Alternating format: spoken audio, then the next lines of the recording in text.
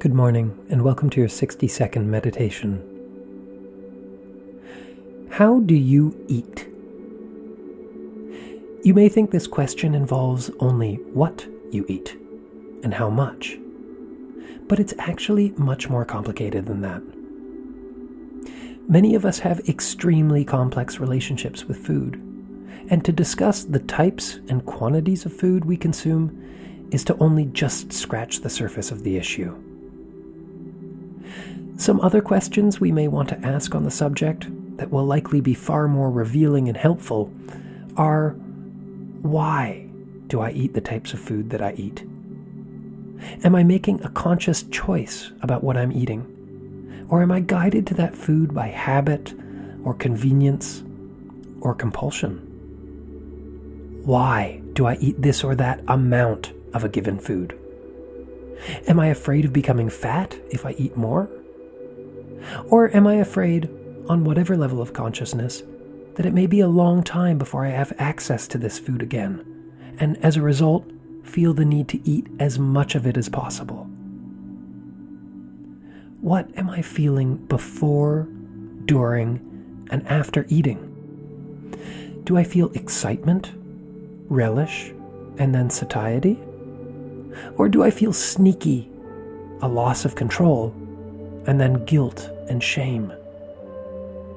What am I thinking while I'm eating? Am I focused on my food? On the flavors and textures? Am I aware of my hunger becoming satisfied? Or am I distracted, on my phone or watching TV, and barely aware that I'm eating at all? And how do I view food more generally? Is it a source of joy? Is it fuel and a means to an end? Is it a source of anxiety? We all have to eat, whether we like it or not. So we might as well like it. But how?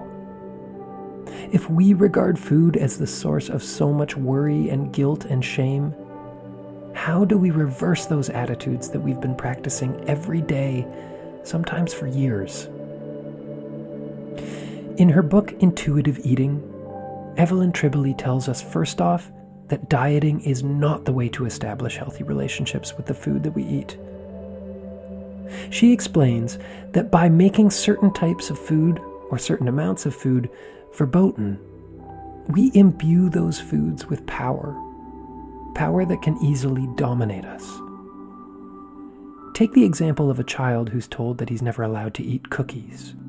Well, what do you think is the first thing he's going to do when he gets to his friend's house? Head straight for the cookie jar, right? And he's going to eat as many cookies as he can, because he doesn't know when's the next time he'll have an opportunity to do so. And of course, it has nothing to do with the cookies themselves. It has to do with the power they've been imbued with by his parents, who forbade them. And wouldn't you know, if we deprive ourselves of food that we want or are hungry for, i.e., if we diet, we increase our risk of developing eating disorders. And guess what else? We increase our chance of weight gain. That's right.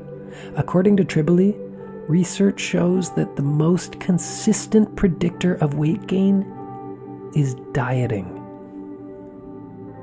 So now we know what not to do if we want a healthy relationship with the food we eat. But what can we actually do? Tribole's answer is that we pay attention. Pay attention to what you eat.